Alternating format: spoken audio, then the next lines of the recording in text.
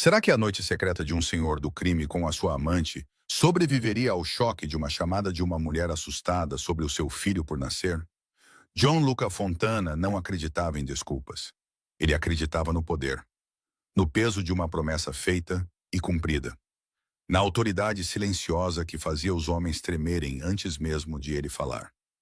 Esta noite, porém, essa crença parecia uma faca pressionada contra a sua própria garganta. A suíte da cobertura cheirava a perfume caro e mentiras. As luzes fracas projetavam sombras sobre os móveis luxuosos e a cidade abaixo brilhava como mil pequenos pecados. Gianluca estava perto da janela, com a camisa meio desabotoada e o cabelo escuro despenteado de uma forma que o fazia parecer perigosamente humano. Ele não deveria estar ali. Deveria estar em casa com Marlo, sua esposa grávida de 4 meses. Ela carregava a única coisa neste mundo que ele não podia comprar ou intimidar para existir: o seu filho. Mas ali estava ele, preso entre duas vidas. Uma mão segurava um copo de uísque, a outra repousava sobre o ombro curvo de uma mulher. O nome dela era irrelevante. Ela era jovem e bonita de uma forma que não levantava questões. Ela inclinou-se para ele, a sua respiração quente contra o pescoço dele. Por um momento, Gianluca permitiu-se esquecer o homem que prometera tornar-se. Então, o seu telemóvel tocou. O som atravessou a sala como um tiro. O corpo inteiro de Gianluca ficou rígido. Ele olhou para o ecrã e sentiu o estômago revirar. Marlo. O nome dela brilhava ali, impossível de ignorar, exigente e acusador. Afastando-se da mulher, cujo beicinho se transformou em confusão, ele atendeu. Gianluca. A voz de Marlo tremia não de raiva, mas de medo. Medo real, do tipo que fazia o seu sangue gelar. O que se passa? O seu tom mudou instantaneamente de sedutor para protetor, marido e homem que queimaria o mundo para mantê-la segura. Acho que alguém está a seguir-me, disse ela. As suas palavras saíram rápidas, interrompidas por respirações superficiais. Eu estava a conduzir para casa, vinda da galeria, e havia um carro atrás de mim. Está lá há 10 minutos. Tentei pegar um caminho diferente, mas eles ainda estão lá. O seu maxilar apertou-se. Ele podia ouvir o pânico na voz dela e imaginá-la a agarrar o volante com os nós dos dedos brancos, a outra mão instintivamente apoiada na barriga, onde o filho deles estava a crescer. Onde estás agora? Estou em Riverside, a caminho do Static. A linha chiou e depois ficou em silêncio. Marlo, Marlo. A voz de John Luca elevou-se, aguda e desesperada. Ele afastou o telefone e olhou para o ecrã. A chamada tinha caído. Tentou ligar de volta. Tocou uma vez, 2 vezes, depois foi para o correio de voz. O coração batia forte contra as costelas. A mulher atrás dele falou, com uma voz fraca e incerta. Está tudo bem? Ele não respondeu. Já estava a se mover, pegando o casaco, as chaves e a arma. Diz que outro número enquanto se dirigia para a porta. Tocou 3 vezes antes que uma voz rude atendesse. Chefe Rocco, disse ele. Preciso que localize o telefone da Marlo agora. Ela está em Riverside, a caminho de casa. Alguém estava a segui-la, e então a ligação caiu. A voz de Gianluca era como gelo sobre fogo. Controlada, mas letal. Ele desceu de elevador, cada segundo se estendendo por uma eternidade. Sua mente corria por todas as possibilidades. Cada uma mais sombria que a anterior. Famílias rivais, rixas antigas. Alguém estava a tentar enviar-lhe uma mensagem indo atrás da única pessoa que ele não podia perder. Ele tinha feito inimigos demais para contar, mas sempre manteve sua família separada e intocável. Cruzar essa linha era assinar a sua própria sentença de morte. O seu telemóvel vibrou. Rocco, chefe, encontramos o carro dela. A garganta de Gianluca apertou-se. Houve uma pausa. Demasiado longa, demasiado pesada. Está vazio.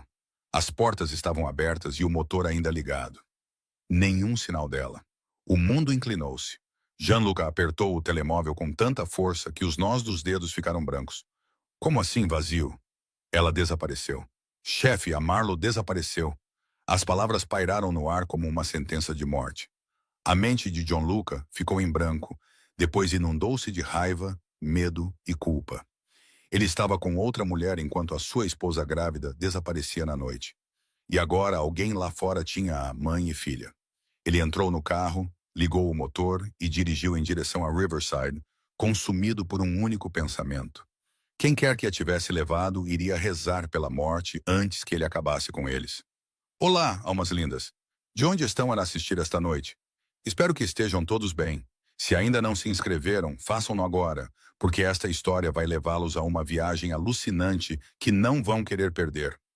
Januca Fontana aprendeu cedo que o amor era um risco no seu ramo de trabalho. O seu pai, um homem que construiu um império baseado no medo e no silêncio, ensinou-lhe que as emoções eram vulnerabilidades que os rivais podiam explorar.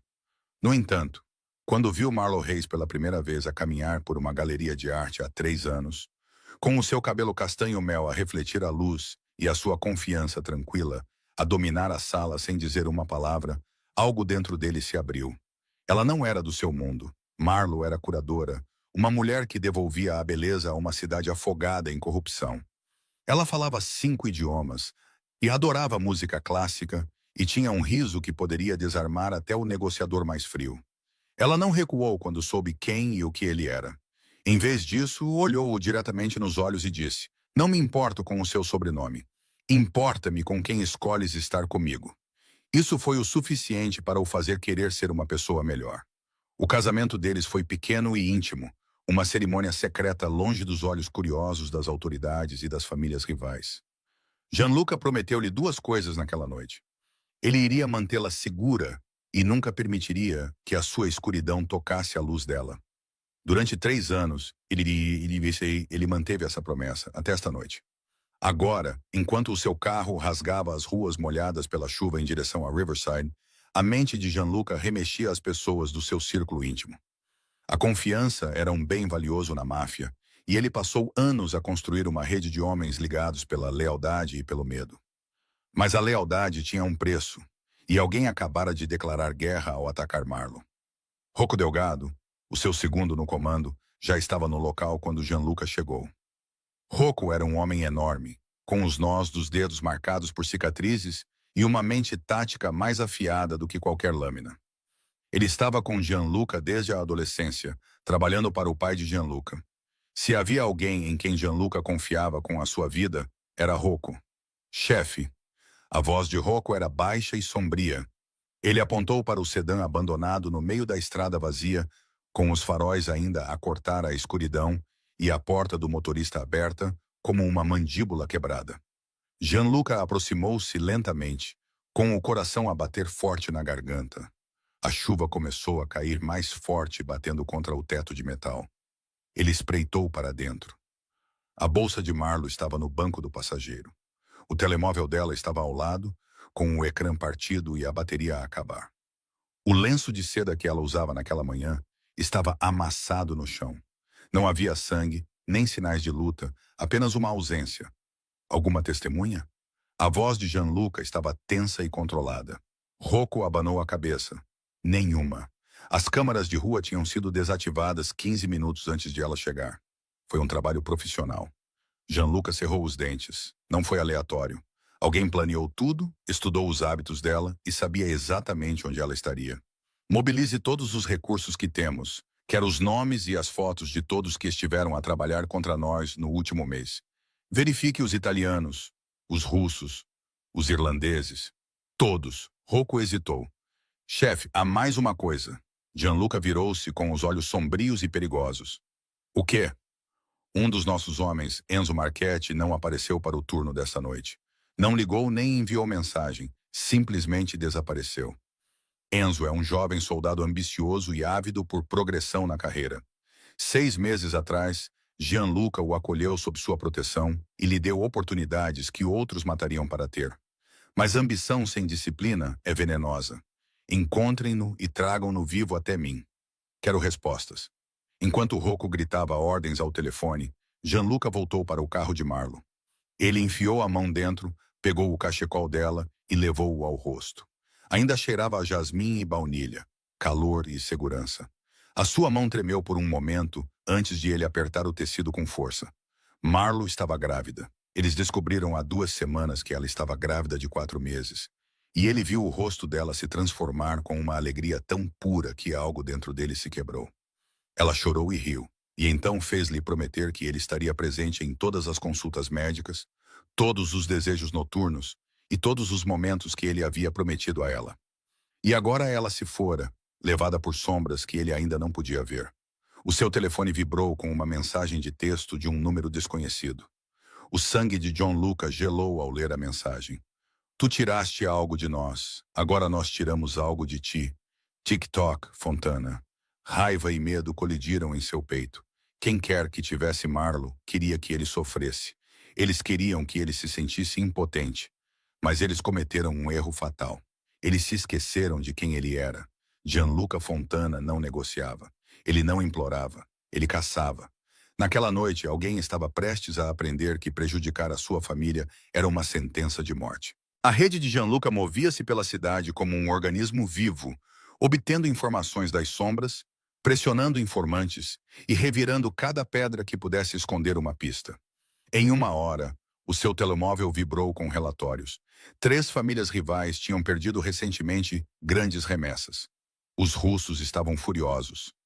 O mesmo acontecia com os irlandeses e a velha guarda siciliana. Os homens que tinham trabalhado com o seu pai estavam a ficar inquietos com a abordagem mais calculista de Gianluca aos negócios. Mas nada disso explicava a mensagem.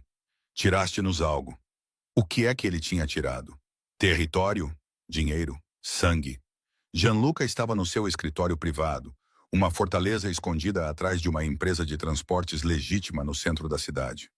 A sala era decorada com madeira escura e decoração minimalista, e tinha um único quadro da costa italiana onde o seu avô nasceu.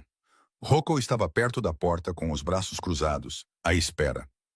O apartamento do Enzo foi esvaziado, disse Rocco com voz monótona. Os vizinhos disseram que ele saiu há 2 dias com malas, sem deixar endereço, 2 dias antes de Marlo desaparecer. Os instintos de Gianluca gritavam: verifique as finanças dele. Descobre com quem ele tem falado e quem tem lhe pago. Antes que Rocco pudesse responder, a porta se abriu. Um soldado jovem, ofegante e pálido entrou cambaleando. Chefe, encontramos algo. O pulso de Gianluca acelerou.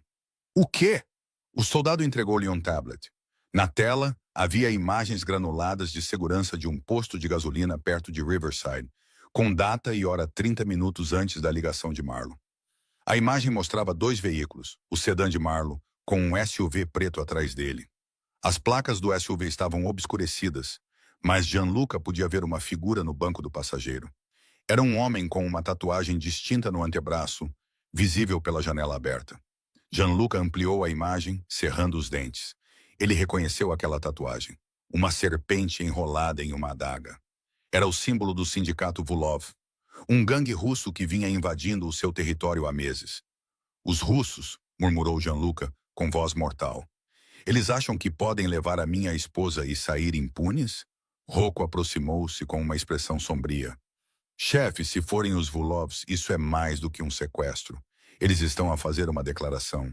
Querem o seu território e estão a usar a Marlo como moeda de troca. Gianluca cerrou os punhos. Já tinha lidado com os Vulovs antes. Eram brutais e implacáveis, dispostos a ultrapassar limites que até a máfia considerava sagrados. O seu líder, Dmitry Vulov, era um ex-soldado com gosto pela violência e sede de poder.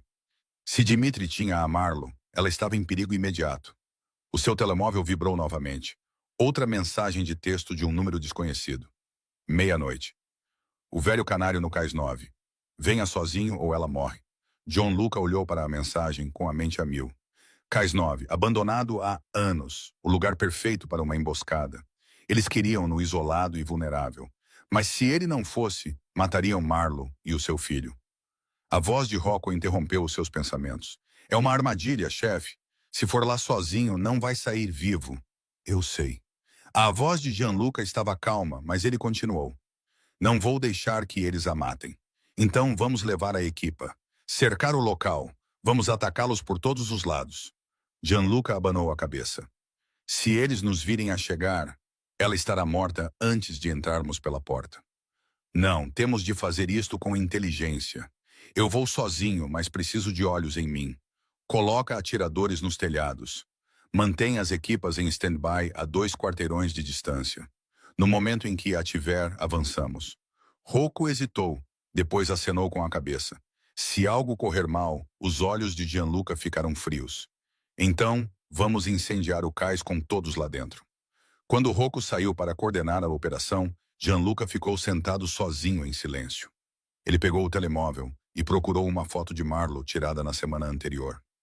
Ela estava a rir, com a mão apoiada na barriga, os olhos brilhantes com a felicidade que ele tinha trabalhado tanto para lhe proporcionar.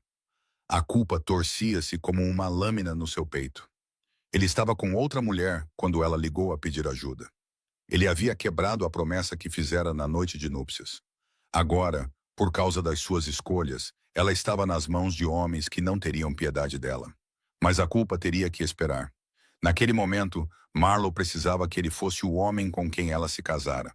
O protetor, o lutador, aquele que moveria céus e terras para trazê-la de volta para casa. Gianluca levantou-se, verificou a arma e caminhou em direção à porta. Faltavam 4 horas para a meia-noite. 4 horas para planear, preparar-se e tornar-se o pesadelo que os Vulov deveriam temer. Ele saiu para o ar frio da noite, a sua respiração formando névoa à sua frente. Em algum lugar desta cidade, Marlo esperava, aterrorizada e sozinha. E os homens que a tinham levado contavam as horas até acharem que o teriam quebrado. Eles estavam errados. As horas rastejavam em direção à meia-noite como prisioneiros arrastando correntes. Gianluca voltou para a sua cobertura para se preparar. A sua mente era como uma máquina calculadora, analisando possibilidades, contingências e ameaças. Tirou o casaco, arregaçou as mangas e ficou em frente a um mapa do distrito industrial da cidade, afixado na parede. Alfinetes vermelhos marcavam os territórios de Volkov e alfinetes azuis marcavam os seus. O Cais 9 ficava em território disputado, um cemitério onde velhas guerras tinham sido travadas e esquecidas. O seu telefone tocou. Número privado. Fontana. A sua voz era seca e aguda. Gianluca. O seu forte sotaque russo transpirava escárnio. Dmitry Vulov. Espero que tenha recebido o meu convite. Gianluca apertou o telefone com tanta força que os nós dos dedos ficaram brancos. Onde ela está? Segura por enquanto. O riso de Dmitry era frio e metálico. A sua esposa é muito bonita, sabia? Traços tão delicados, e ouvi dizer que ela está grávida. Que frágil. Todos os músculos do corpo de Gianluca se contraíram, prontos para la atacar através do telefone. Se lhe tocar, o que fará? Matar-me? O tom de Dmitry endureceu. Mataste o meu irmão há 6 meses. Fontana levou-o das docas como se fosse lixo. Não pensaste que haveria consequências? A memória de Viktor Vulov invadiu Gianluca, um executor de nível médio que roubava cargas, cortava produtos e ameaçava desestabilizar toda a cadeia de abastecimento. Gianluca lidou com ele de forma limpa e silenciosa. Sem espetáculo, apenas remoção. Mas aparentemente não silenciosamente o suficiente.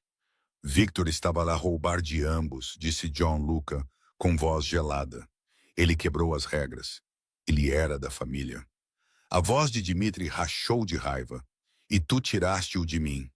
Então agora vou tirar tudo o que tu amas.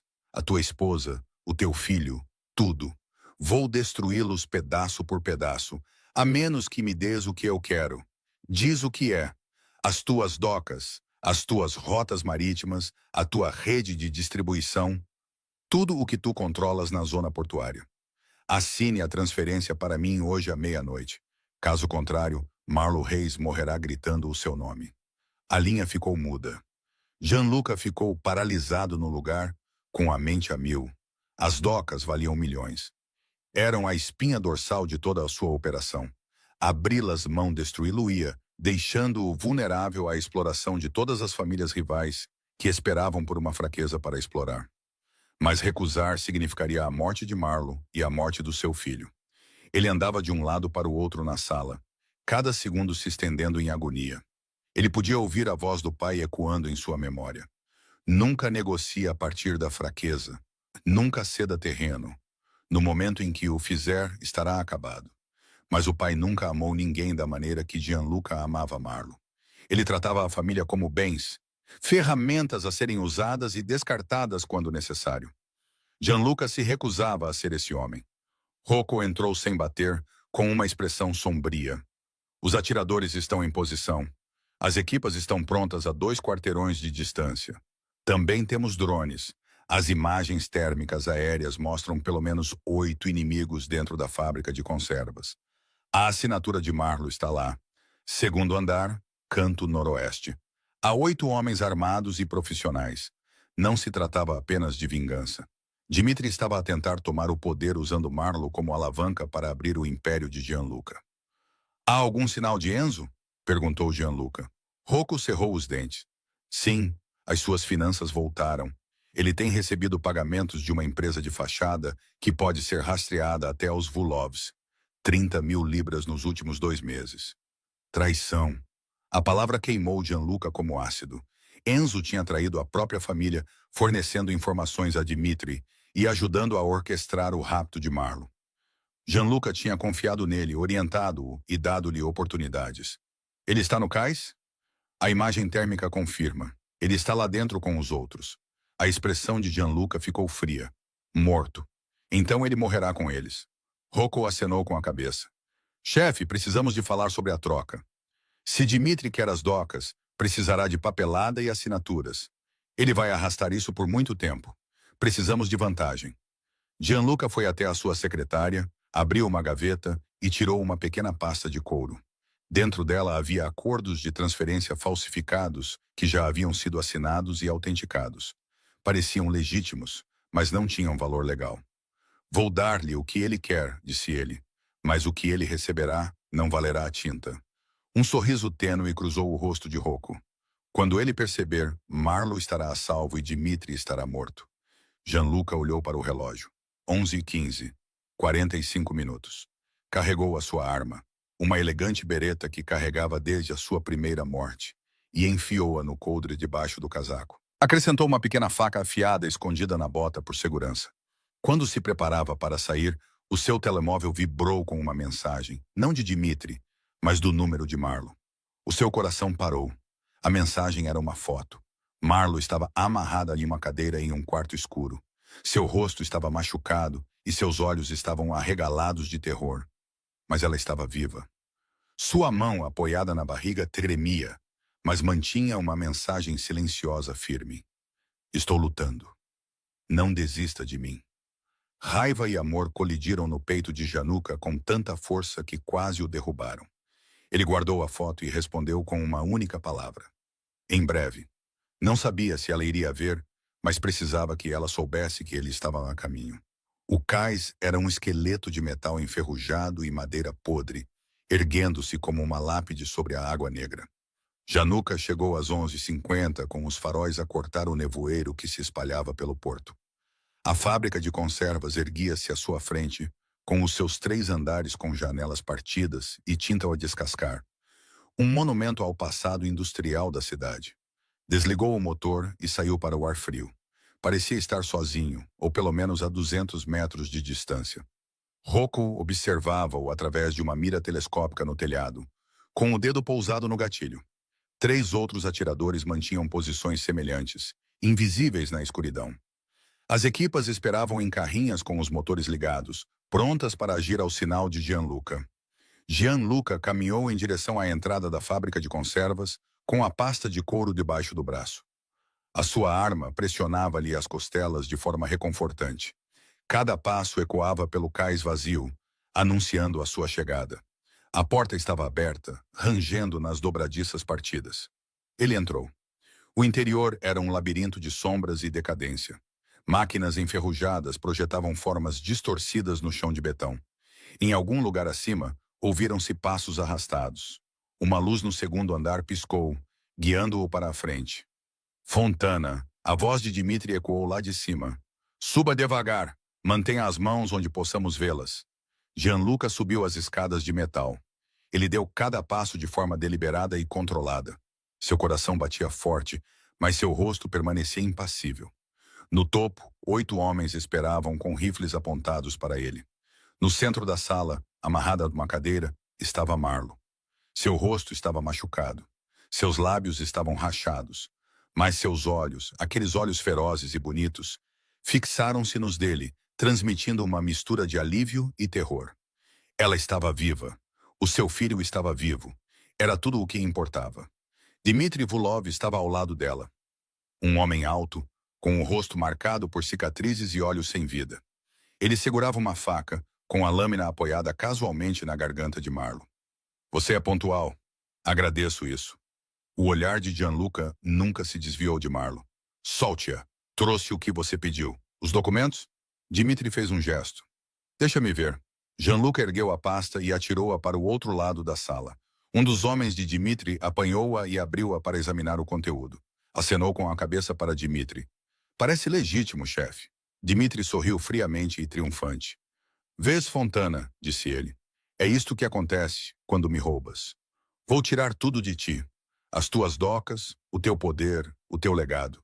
Os papéis estão assinados. Agora deixa-a ir. O sorriso de Dimitri ampliou-se. Oh, eu vou. Mas primeiro, há alguém que quer dizer adeus? Enzo Marchetti saiu das sombras, o rosto jovem contorcido pela culpa e pela rebeldia. Chefe, tu vendeste-me. A voz de Gianluca era como uma lâmina. Tu forneceste-lhes informações. Tu ajudaste-os a levar a minha mulher. Enzo engoliu em seco. Eles ofereceram-me dinheiro e território. Tu nunca me ias promover, Gianluca. Eu era apenas mais um soldado para ti. Eu confiava em ti. As palavras pairavam pesadamente no ar, agudas com a traição. A confiança não paga as contas. A voz de Enzo quebrou-se. Tu tinhas tudo. Poder, respeito, uma família. O que eu tinha? Nada. Dimitri riu sombriamente e zombeteiramente. Vês, até os teus próprios homens sabem que estás acabado. Mas eu sou misericordioso, Fontana. Vou deixar a Marlo viver.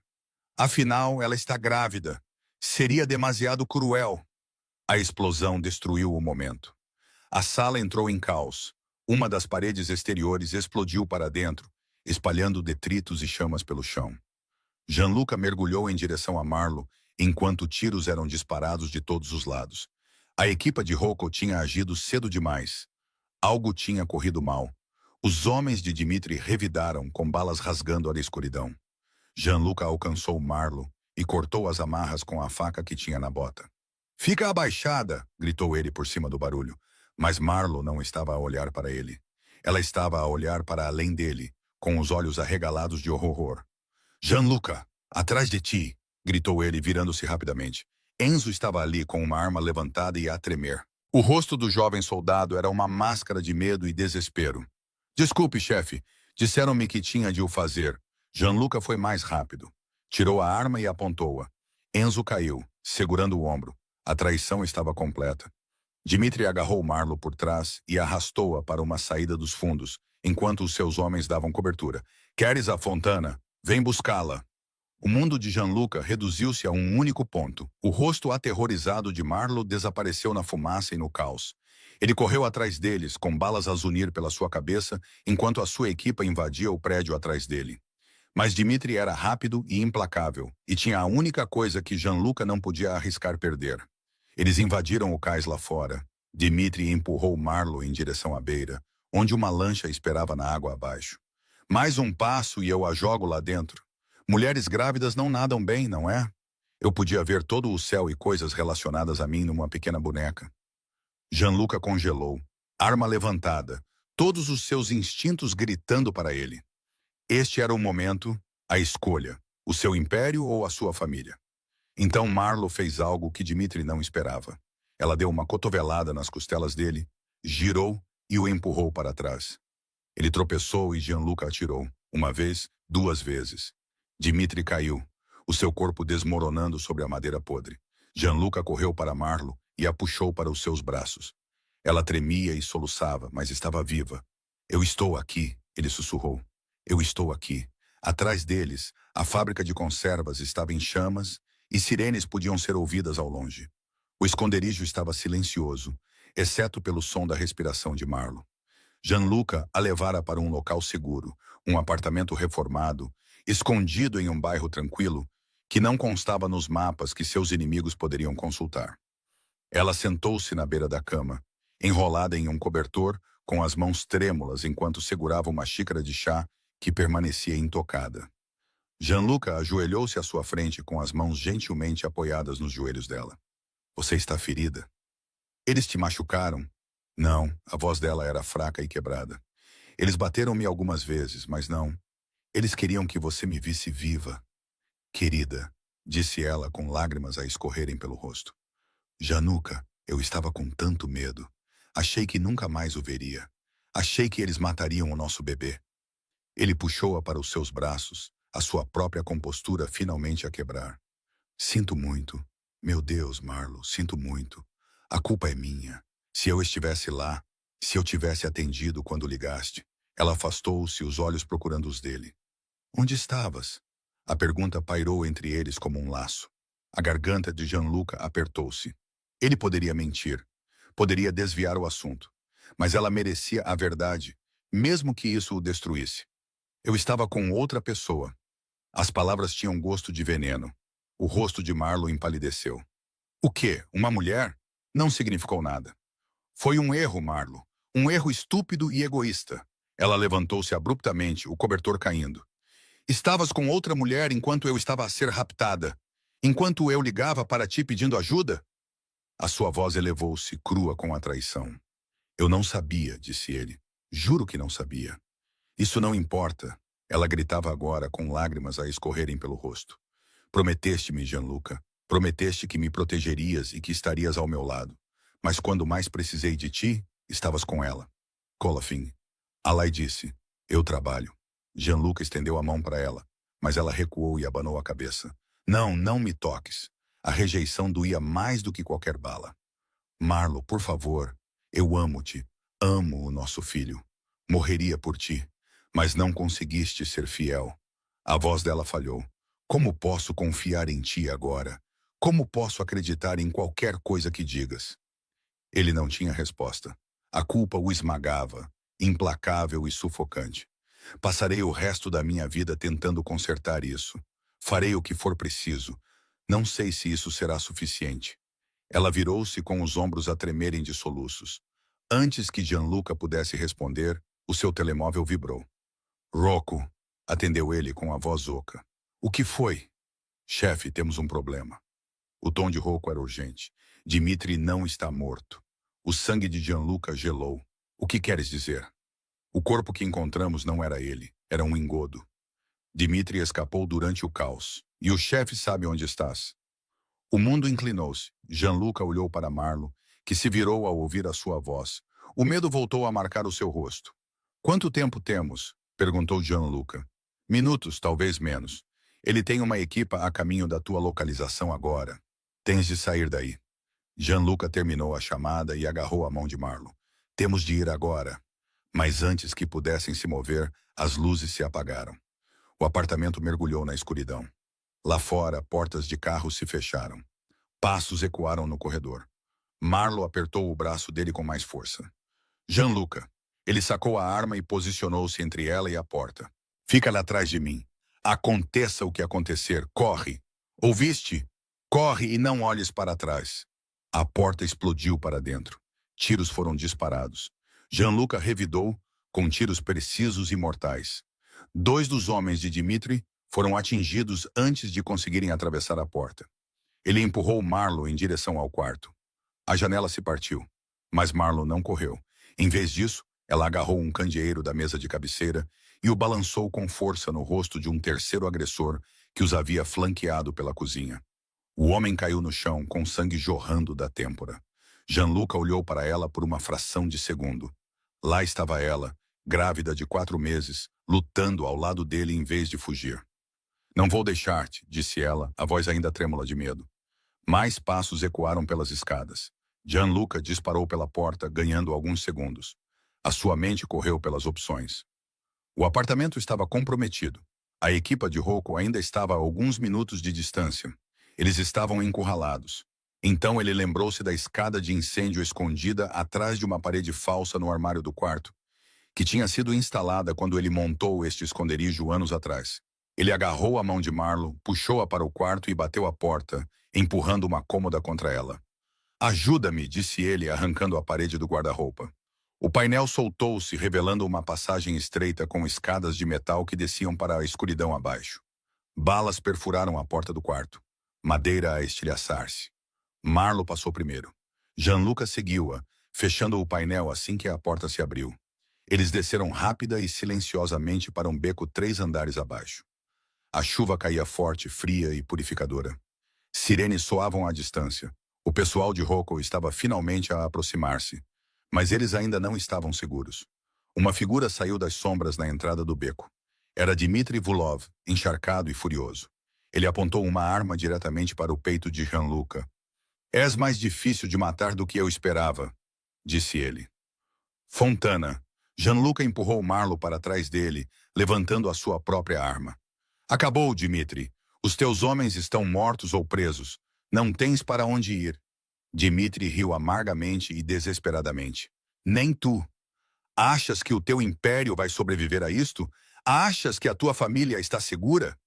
Já enviei uma mensagem a todos os grupos daqui até Chicago. O nome Fontana agora é Veneno. Estás acabado. Então, nós dois estamos. O dedo de Gianluca pairou sobre o gatilho. Um tiro. Era tudo o que seria necessário para acabar com este pesadelo. Mas Marlo deu um passo à frente e colocou a mão no braço de Gianluca. Não, ele olhou para ela confuso. Marlo, se o matares agora, tornar-te-ás exatamente como ele. Exatamente como o teu pai. A voz dela tremia.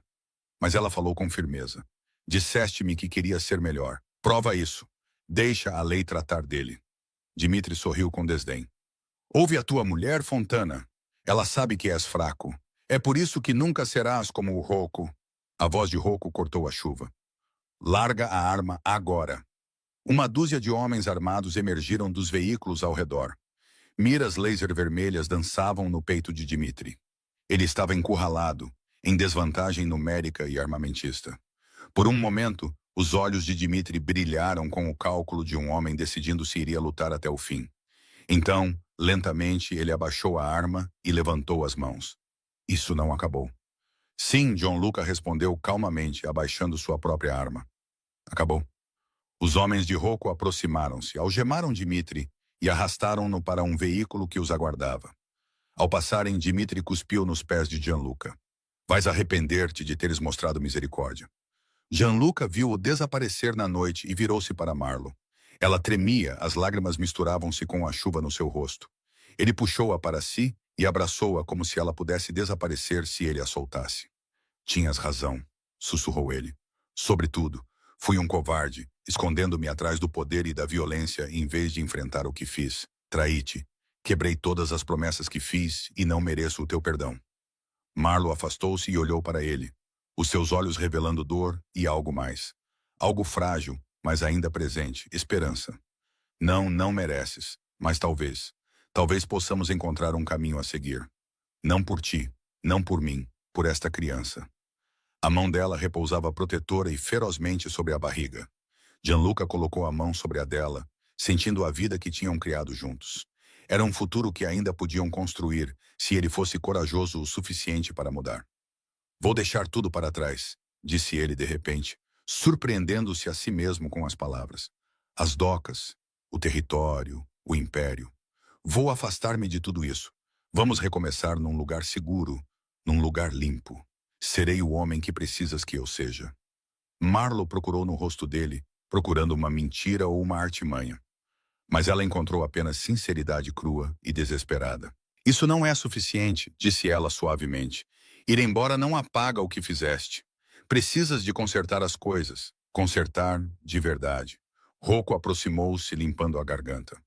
Chefe, precisamos de levar vocês os dois para um local seguro. Dmitry tinha mais homens do que pensávamos. Alguns escaparam.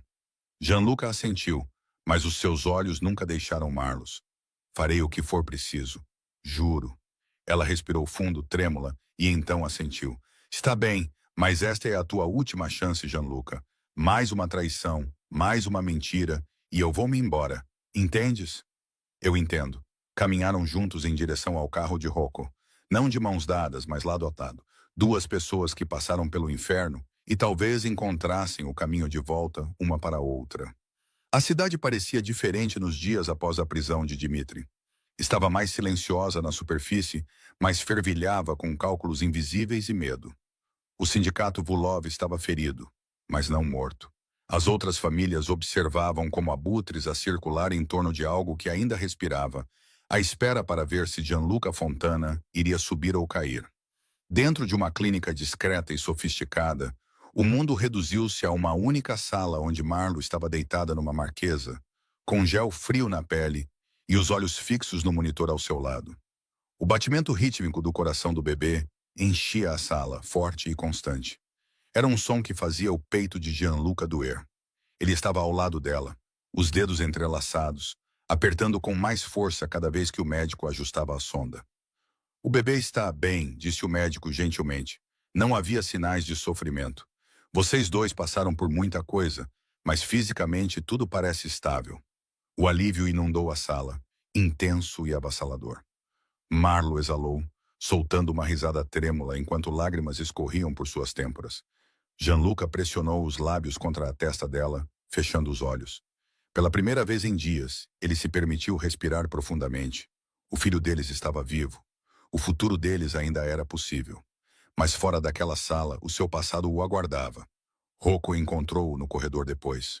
O rosto dele estava sério. Temos movimento, disse ele baixinho.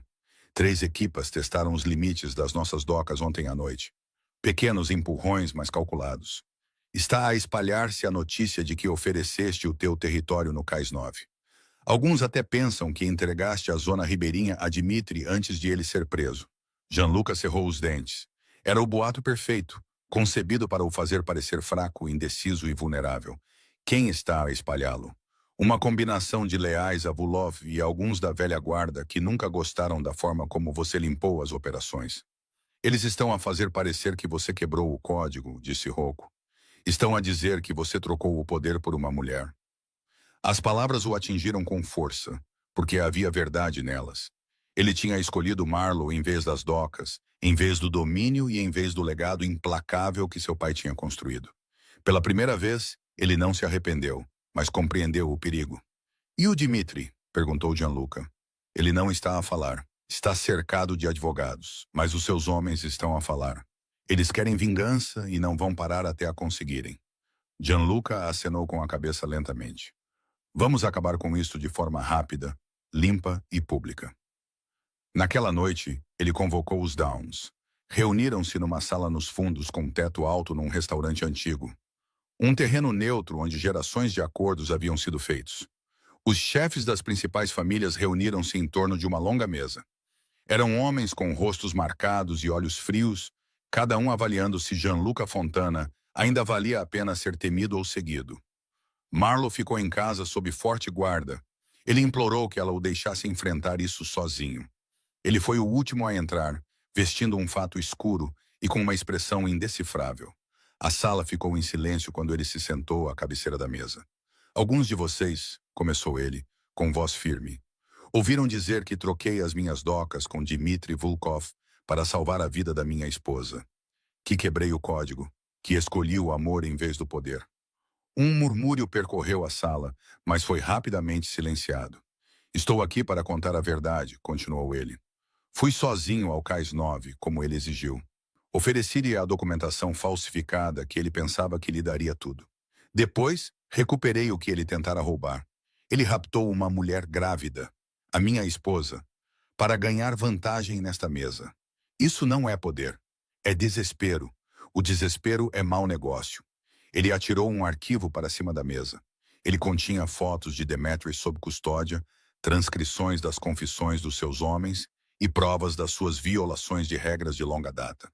Sequestro de inocentes, ataques a famílias, ultrapassagem de limites e até mesmo danos a pessoas que já haviam sido criminosas.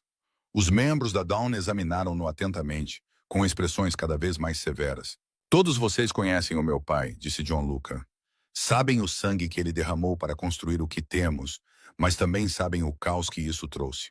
Não vou deixar esta cidade cair novamente nessa loucura. Cansei de fingir que podemos continuar jogando o mesmo jogo sem perder tudo no final. Um dos membros mais velhos da Dawn zombou.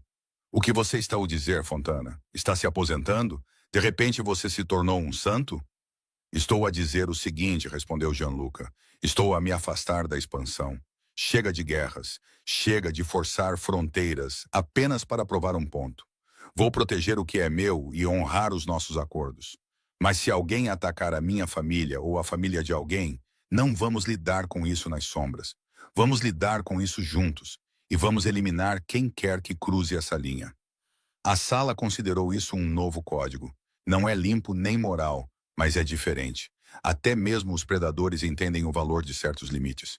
Um por um, os chefes acenaram com a cabeça, não por afeto, mas por respeito, sabendo que uma guerra em todas as frentes lhes custaria mais do que estavam dispostos a pagar. A mensagem era clara. Tocasse num membro da família e toda a mesa se moveria como um só. Mais tarde naquela noite, sozinho no seu escritório, Gianluca transferiu parte das suas participações legítimas para fundos em nome de Marlo e do bebê, ativos limpos o suficiente para resistir a um escrutínio, separados das partes mais obscuras do seu império. Era uma rede de segurança para o caso de tudo desmoronar. Rocco observou, levantando as sobrancelhas. "Estás mesmo a planear ir embora um dia?" perguntou Rocco baixinho. "Estou a planear garantir que eles possam", respondeu Gianluca. "Com ou sem mim." Rocco estudou-o, depois acenou com a cabeça. "Então construiremos algo que possa ser deixado para trás." Em casa, Gianluca encontrou Marlo no sofá com um cobertor sobre as pernas e uma mão a esfregar distraidamente a barriga. Ela olhou para cima quando ele entrou, examinando o rosto dele em busca de pistas sobre com quem ele tinha escolhido ficar naquela noite. "E então?" perguntou ela suavemente. "Concordamos em não cruzar essa linha novamente", disse ele. "Famílias estão fora de questão. Não é tudo, mas é um começo." "E tu?" perguntou ela, com uma voz pouco acima de um sussurro. "Qual é a tua posição em tudo isto?" Ele sentou-se ao lado dela com cuidado, como se ela fosse feita de algo mais precioso do que qualquer coisa que ele já tivesse protegido antes. "Estou do teu lado e do lado do nosso filho. Não vou fingir que posso mudar da noite para o dia", continuou ele, "mas comecei a afastar-me de quem eu era e a aproximar-me de quem eu deveria ter sido o tempo todo." Pela primeira vez desde o sequestro, ela encostou a cabeça no ombro dele. Não era perdão. Ainda não. Mas era uma escolha, um passo frágil e esperançoso em direção a algo novo. "Não pares de caminhar", murmurou ela. "Nunca mais", respondeu ele. A primeira neve da estação caía sobre a cidade como cinzas, suavizando as arestas e atenuando o brilho neon que antes definia as noites de Gianluca. O horizonte fora das janelas da casa parecia quase pacífico, como se pertencesse à vida de outra pessoa. Lá dentro, o mundo tinha se reduzido ao ritmo tranquilo da respiração, ao zumbido abafado do aquecedor e ao tic-tac constante do relógio, medindo um futuro que nenhum dos dois acreditava que iria alcançar. Marlo estava parada na porta do quarto do bebê, com uma mão na moldura e a outra na curva suave sob o seu suéter, que tinha ficado mais pronunciada. O quarto cheirava vagamente a tinta fresca e talco de bebê.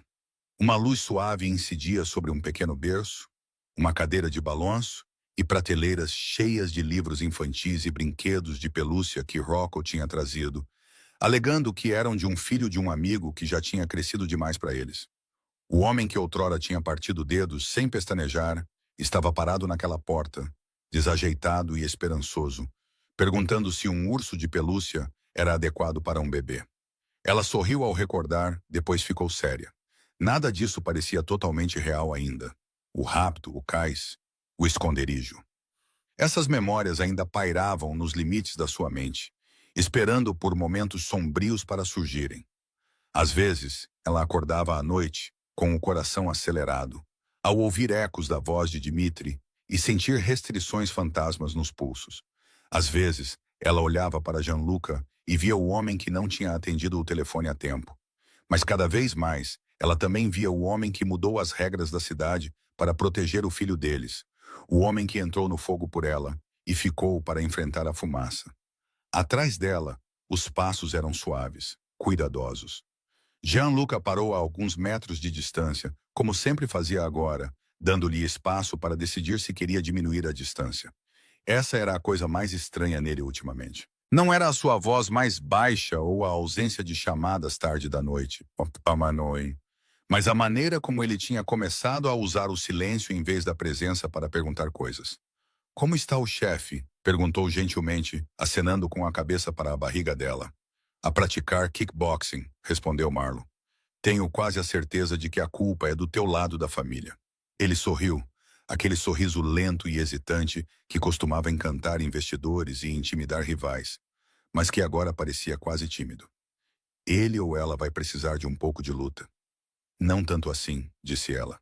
Só gostaria que eles passassem pelo jardim de infância sem começar uma guerra territorial por causa de lápis de cor. Eles ficaram em um silêncio confortável por um momento, olhando para o berço vazio como se ele já contivesse algo sagrado. Então Marlo virou-se para ele, estudando seu rosto, as sombras leves sob seus olhos, a tensão que ele ainda carregava nos ombros. A maneira como seu olhar suavizava sempre que pousava nela. Como estão as coisas lá fora? Perguntou ela. Ele não amenizou mais nada. Essa tinha sido uma das novas regras deles. Algumas equipes testaram os limites, disse ele. Mas a mesa se manteve firme. Eles querem dinheiro, território e controlo, mas não querem uma guerra aberta. Dimitri ainda está preso e sempre que o seu pessoal se move, está em desvantagem numérica. E tu? Cortei os laços com 3 operações, disse ele baixinho. Vendi alguns interesses e limpei outros. Transferi mais ativos para frentes legítimas. O Rocco está a tratar das coisas que eu não preciso de tocar. Estou a afastar-me. Mas não completamente, ainda não. Marlo observou-o, sentindo o conflito familiar. Medo do perigo em que ele ainda se encontrava, mas também uma confiança crescente no caminho que ele estava a seguir. Sabes, vou continuar a pressionar-te, disse ela. Não vou fingir que isto é suficiente só porque é melhor do que antes. Estou a contar com isso, respondeu ele. Se alguma vez parares de pressionar, vou ficar preocupado. Ela respirou fundo, depois aproximou-se dele, fechando a distância nos seus próprios termos. Os ombros dele baixaram ligeiramente, como se o ar tivesse ficado mais fácil de respirar. Ela pousou a palma da mão no peito dele, sentindo o batimento constante sob a sua mão. Sabes o que me aterroriza? Perguntou ela. Palhaços, respondeu ele sem hesitar. E vinho barato, disse ela, revirando os olhos e rindo. Tu lembras-te de tudo. Lembro-me de todas as vezes que me olhaste como se eu valesse mais do que a pior coisa que já fiz, disse ele suavemente. E todas as vezes eu não merecia isso. Ela engoliu em seco, a emoção apertando sua garganta. O que me apavora, continuou ela, é criar uma criança que cresça nas sombras. Alguém que pense que segredos e violência são apenas parte do amor. Não quero que aprenda isso conosco. Os olhos de Gianluca escureceram, não de raiva, mas com uma resolução solene que parecia mais pesada do que qualquer juramento que ele já tivesse feito. Então não aprenderá, disse ele. Se tiver de passar o resto da minha vida desfazendo tudo o que construí, eu o farei. Tijolo por tijolo, acordo por acordo. Não quero que o nosso filho herde uma guerra. Quero que eles tenham uma oportunidade. E quanto a ti? Perguntou ela. O que herdarias se desistisses de tudo isso? Ele ficou em silêncio por um longo momento. Talvez nada, disse ele. Talvez paz. Talvez apenas o direito de sentar naquela cadeira. Ele acenou com a cabeça em direção à cadeira de balanço, reclamando das costas enquanto a criança babava na sua camisa e ignorava todas as histórias para dormir que ele havia preparado. Preparou? Perguntou ela com um sorriso nos lábios. Você a ler histórias para dormir? Não faz ideia de como esses livros ilustrados parecem intimidantes, disse ele. Sem margens, sem letras pequenas, apenas pura honestidade. Ela riu. O som era suave, mas real. E inclinou-se para ele. Desta vez, ele envolveu-a nos braços sem hesitar, segurando-a como se ela fosse frágil, e ao mesmo tempo, a pessoa mais forte que ele já conhecera. Gianluca, disse ela baixinho, a voz abafada contra o peito dele. Ainda não te perdoei completamente. Ainda não. Mas já não estou preso no mesmo lugar. Tu estás a seguir em frente, eu estou a seguir em frente. Talvez seja assim que o perdão realmente se parece. 2 pessoas caminhando na mesma direção, mesmo que ainda estejam a mancar. 2 pessoas caminhando na mesma direção, mesmo que ainda estejam a mancar. Prefiro mancar a ficar parado, disse ele, desde que seja ao teu lado. Ela afastou-se, olhou para ele e, pela primeira vez desde o rapto, beijou-o sem que a raiva obscurecesse os seus sentimentos. Não foi um beijo desesperado, ou um curativo sobre uma ferida, mas uma promessa silenciosa. Ainda estou aqui. Não desperdices isso. Algumas semanas depois, a noite finalmente chegou. A neve tinha ficado mais espessa lá fora, transformando as ruas em caminhos silenciosos de luz. No quarto do hospital, tudo ficou embaçado. Rostos, ordens e a correria das enfermeiras. Tudo o que restava era a mão de Marlo a segurar a sua com força e o som da sua respiração através da dor. Ele ficou ao lado dela o tempo todo, nem mesmo saindo quando a equipa sugeriu que ele poderia sair por um momento. Ele já a tinha deixado uma vez. Não cometeria o mesmo erro novamente. Horas depois, o mundo reduziu-se a um único som penetrante, o primeiro choro da sua filha. Aquele som cortou todas as memórias de tiros, todas as ameaças gritadas e todos os acordos sussurrados. Gianluca sentiu algo dentro dele desmoronar-se. Uma armadura que ele não percebia que ainda usava. Quando colocaram o pequeno pacote nos braços de Marlo, ela olhou para a sua filha, depois para Gianluca, e algo dentro dela também se acalmou. É uma menina, disse a enfermeira, sorrindo. Tem pulmões fortes. Os olhos de Marlo encheram-se de lágrimas enquanto ela embalava a filha. Olá, pequenina, sussurrou ela. Bem-vinda a algo melhor do que aquilo que nós tivemos. Gianluca sentou-se na beira da cama, com as mãos a tremer, enquanto estendia o braço para tocar nos dedinhos da filha. Eles envolveram os dele, incrivelmente pequenos, mas com uma força surpreendente. Ele riu, incrédulo. Olha para ela, disse ele, já assumindo o controlo. Pergunto-me de onde ela tirou isso, murmurou Marlo. Olhando para eles, esta mulher feroz e exausta, e esta nova vida frágil, mas poderosa, ele compreendeu que todas as escolhas que fizesse a partir daquele momento teriam repercussões no mundo dela, não apenas no seu. As docas, as alianças, o código, nada disso importava mais do que a forma como esta criança aprenderia a reconhecer o amor. Mais tarde, quando Marlo e o bebê estavam a dormir, Gianluca entrou no corredor escuro e fez uma chamada. A sua voz era baixa. Final Rocco, inicie o processo. Venda o que pudermos vender limpo. Encerre o que não pudermos. As partes realmente feias. Vamos desmantelá-las silenciosamente e permanentemente. Cansei de construir impérios com base no medo. Quero construir algo que a minha filha possa atravessar a luz do dia. Rocco não discutiu. Então é isso que faremos. Gianluca terminou a chamada e ficou ali por um momento, encostando a cabeça na parede com os olhos fechados. Não era um arco de redenção perfeito. Haveria consequências, inimigos e dívidas que não desapareceriam só porque ele queria. Mas ele havia traçado o seu caminho. E, pela primeira vez, sentiu-se disposto a suportar o peso que carregava. Não porque isso o tornasse poderoso, mas porque poderia torná-lo digno. De volta ao quarto, sentou-se na cadeira ao lado da cama e observou a sua família dormir. A neve continuava a cair do lado de fora da janela, cobrindo velhas cicatrizes e prometendo novos rastros pela manhã. Estendeu a mão e afastou suavemente uma madeixa de cabelo do rosto de Marlo. Então ele pousou a mão perto do corpo minúsculo da filha. Chega de fantasmas, sussurrou. Chega de fugir.